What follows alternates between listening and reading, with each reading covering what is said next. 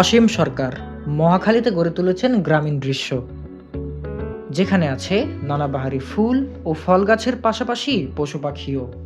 ধন্যবাদ আপনাকে এবং দর্শকদেরকে। আসলে ছাদ বাগান করার আইডিয়াটা বা ছাদ বাগান করার ইয়েটা হলো, আমরা তো আসলে জন্মই হয়েছি গ্রামে আর বেড়ে উঠছি গ্রামে। এখন হয়তো উপার্জনের জন্য বা বেঁচে থাকার তাগিদে শহরে আসা, আর শহরে এসে আসলে গ্রামকে অনেক মিস করতেছিলাম, যেটা আসলে কোনোভাবেই যাচ্ছিল না। আমি অনেক জায়গায় হয়তো ভাড়া থেকেছি, বাট সেই জায়গায় এইভাবে পরিবেশ ছিল না। এই বাড়িতে আসার পরে একটা পরিবেশ পেলাম, সেটা হলো এই বাড়ির মালিকও খুব ছাদকে খুব পছন্দ করে, আর আমিও গাছপালা তরুলতা এগুলি খুব পছন্দ করি। তখন কি হলো, আমি নিজে নিজে প্রথম শুরু করলাম। কিছু গাছ ছিল, আর পরে আমি আরও কিছু গাছ দিয়ে শুরু করলাম, আস্তে আস্তে গাছ লাগানো, গাছের সাথে ইয়ে করা। কারণ সারাদিন শেষ করে যখন অফিস থেকে বাসায় আসি, এই গাছের সাথে একটু সময় কাটালে সময়টাও কেটে যায়, আর সাথে সাথে মনে একটা গ্রামের যে প্রশান্তি, সেই প্রশান্তিটাও আসে। আর সেই কারণে আসলে মূল এই ইয়েটা করা। গাছের প্রতি ভালোবাসা থেকেই তিনি শুরু করেছিলেন এই ছাদ বাগান। শহরের কোলাহলের মাঝেই প্রকৃতির সান্নিধ্য খুঁজে পাওয়াই ছিল তার লক্ষ্য। ঘুঘু পাখি আছে 40-50টা ঘুঘুর পাখির মতো, কবুতর আছে 30-35টার মতো, বাজিগার আছে প্রায় 50-60টার মতো। শুধু অসীম নন, আজকাল ছাদ বাগানের প্রতি আগ্রহ বাড়ছে শহরমুখী অনেক বাসিন্দাদের। তার ছাদ বাগানটিতে রয়েছে ফলজ, বনজ, ওষুধি সহ নানা ফুলের গাছ। আমার এই যে আতাফল গাছ রয়েছে, নিম গাছ রয়েছে, আমড়া গাছ রয়েছে, এই যে কাঠগোলাপ রয়েছে, রঙ্গন ফুল রয়েছে, মেহেদি পাতা গাছ রয়েছে, সবেদা গাছ রয়েছে। তবে একা নন, গাছের দেয়া উপহার পাড়া প্রতিবেশীদের সঙ্গে ভাগ করে নেয়ার মাঝেই আনন্দ খুঁজে পান তিনি। আমরা লেবু কিন্তু বাজার থেকে কিনে খাই না, আমাদের লেবু এখান থেকে আসে। কামরাঙা গাছ রয়েছে, করমচা গাছ রয়েছে। অসীমের কাছে সবচেয়ে বড় পাওয়া সবুজ শ্যামল পরিবেশে বেড়ে ওঠা তার সন্তানেরা। আর এই ফলগুলি শুধু আমি খাই না, পাড়া প্রতিবেশীর সাথে শেয়ার করি। ছোট্ট তনুষাও খুশি তার বন্ধু চিনিকে পেয়ে। আমাদের এখানে একটা আন্টি আছে, উনি চায়ের দোকানদার, বাট উনি যখন সিজনালি অনেক লেবুর দাম থাকে, তখন উনি লেবু কিনে লেবু দিয়ে মানুষকে চা খাওয়াতে পারে না, কারণ তখন 60 টাকা 70 টাকা 80 টাকা লেবুর হালি হয়ে যায়। তো আমার কাছে তো অনেক লেবু ধরে, আমি একা খেয়েও যখন ইয়ে করতে পারি না, তখন ওনাকে লেবু দিই। গাছ কিংবা পশু নয়, ছাদেই গড়ে উঠেছে শালিক, কবুতর, বাজিগর সহ নানা পাখিদের অভয়ারণ্য। আর এইগুলি কিন্তু আমি আসলে কোনো সার ওষুধ দিয়ে ইয়ে করি না, কীটনাশক টাইপের কোনো ইয়ে থাকে না। আমার থাকে, আমি দৈনন্দিন যে শাকসবজিগুলি খাই সেইগুলি সাথে আমি বাজার থেকে কিছু পেঁয়াজ, যারা পেঁয়াজ বিক্রি করে তাদের কাছ থেকে পেঁয়াজের খোসা, যারা কলা বিক্রি করে তাদের কাছ থেকে কলার ছোকলা, যারা চা বিক্রি করে তাদের কাছ থেকে কিছু চা পাতা এনে এটা দিয়ে আমি নিজে সার তৈরি করি। এটা নিজে ড্রামে পচিয়ে, তো এটা যখন পচে যায় তখন সেই পানিটা দিলেও সার হয়। আবার এইটা যদি পচানোর পরে শুকানো হয়, শুকাইয়ে যদি এটা ইয়ে করা হয়, সেটাও সার হয়। এই সারটা থেকেই আমার আসলে বেসিক্যালি এই গাছগুলির ফুল ফলে। প্রকৃতির সাথে অসীমের যে ভালোবাসা, সেটা নিয়মিত চর্চা করতে চান তিনি। পুঁইশাক আমি সারা বছর ম্যাক্সিমাম সময় পুঁইশাক খাই, ধনিয়া পাতাটা সারা বছর খেতে পারি। তারপরে মিষ্টি কুমার, লাউ শাক এগুলি হয়। ফুলের ম্যাক্সিমাম ফুলেই আছে রঙ্গন ফুল, তারপরে আছে এই যে দেখতে পাচ্ছেন, এটা হলো এটাকে বলে নয়নতারা, কয়েকটা ইয়ে আছে, সাদা, তারপরে লাল, গোলাপি, তারপরে রয়েছে টাইম ফুল যেটা সকালে ফুটে, আমরা অনেকে 9টার ফুলও বলি। টাইম ফুল আছে, কাঠগোলাপ আছে, এই যে কাঠগোলাপ, সুন্দর সুন্দর কাঠগোলাপ আমার চারপাশে, কিন্তু আপনি ক্যামেরা ঘুরালেই দেখবেন অনেক কাঠগোলাপ। সেই সময়টা ইয়ে করতে পারে না, যেমন এই যে আমার খাবার দিলে পরে কবুতর নামে, কবুতরের সাথে উন্মুক্ত, কবুতরের সাথে কিন্তু আমার বাচ্চারা খেলতে থাকে, হাতে নিয়ে তারপরে ইয়েতে নিয়ে খেলতে থাকে, যেটা ওদের আরো বেশি আনন্দ দেয়। তো এইটা আসলে আমি ওদের যে বাজে সময়টুকু ছিল মোবাইলে অথবা টিভিতে যে সময়টুকু পার করতো, তার অনেকটা সময় এখানে যায়। আর ইন্টারেস্টিং একটা ব্যাপার যে প্রত্যেক দিন কোনো না কোনো গাছের পাতা ছিঁড়ে আমার বাচ্চারা ওইটা দিয়ে খেলে, যেটা গ্রামের বাচ্চারা করে, যে পাতা দিয়ে তারপরে যে আমি ওই যে প্লাস্টিকের বডি কিনে দিছি, বডি দিয়ে ও রান্না বান্না করে, ও খেলে, যেটা আসলে গ্রামীণ পরিবেশই বলা যায়। যে আমি আসলে গ্রামটাকে শহরে নিয়ে আসার জন্য এই পরিশ্রম বা এই প্রচেষ্টা, এতে কিছু সময় ব্যয় করতে হয়, কিন্তু সেটা ম্যাক্সিমাম সময় অবসর সময়টাই, যেই সময়টা আমার কোনো কাজে লাগতো না, সেই সময়টাকে আমি কাজে ব্যয় করতেছি পরিবেশের জন্য, আর আমরা সন্তানের জন্য, আমাদের জন্য।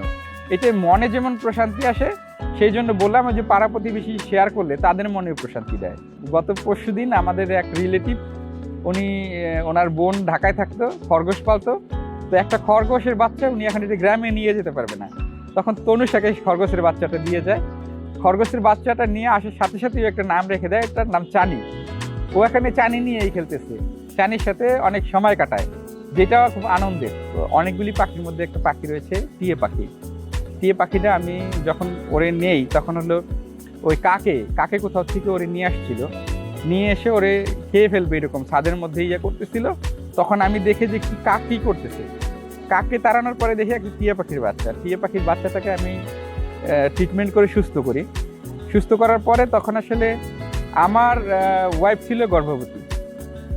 তো তখন আমার ছিল যে আমার যদি বাচ্চা হয় তো সেই বাচ্চাটার নাম রাখবো আমি মুগ্ধ। কেন? আমি মুগ্ধর যে কাজগুলি ছিল, আমাদের যে শহীদ মুগ্ধ, সেই মুগ্ধর যে কাজটা ছিল, সেই কাজ দেখে আমি অনেক অনুপ্রাণিত হই। আর ওর এই ভালো কাজগুলি, ওর লাইফের ইয়েগুলি জেনে আমার ওর প্রতি খুব মুগ্ধ হয়ে যাই। আর সেই জন্য আমার বাচ্চার নাম রাখার চিন্তা করি আমরা মুগ্ধ, যে আমাদের বাচ্চা হলে সেই বাচ্চার নাম রাখবো মুগ্ধ। তো সৃষ্টিকর্তার কি কৃপা যে আমার মেয়ে হয়, আমি ভাবছি হয়তো ছেলে হলে মুগ্ধ রাখবো, কিন্তু যখন ওর নাম মেয়ে হয় ওর নাম রাখি হলো স্নিগ্ধা। আর স্নিগ্ধা রাখার পরে তখন আমি ভাবতেছিলাম যে মুগ্ধ কার নাম রাখতে পারি।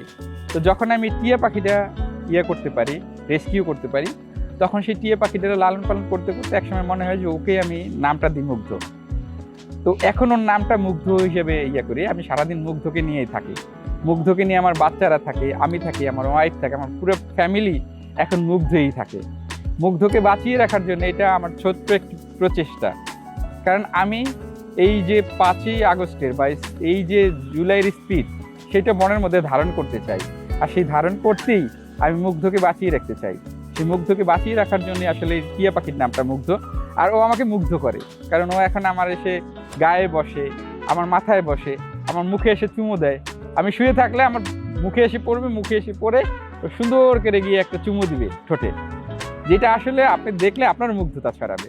পানি এটা আমি যখন পারি তখন আমি করি, যখন বাচ্চারা পারে বাচ্চারাও একটু করে পানি দেয় মগে করে নিয়ে, তারপরে আমার ওয়াইফ করে সবকিছু মিললে আসলে পানি একদিন দিলে 2 দিন না দিলেও চলে। কারণ টপের গাছ তো ভালো করে পানি দিয়ে ভিজিয়ে দিলে, যদি অনেক রোদ না থাকে, অনেক না থাকে, ড্রাই না থাকে, তাহলে 4-5 দিনও চলে যায়। পাখিদের খাবার খাওয়ায় আমার বাচ্চারা হাতে নিয়ে পাখিদের খাবার দেয়, পাখিদের সাথে এই খাবার খেতে খেতে খেলাধুলা করে।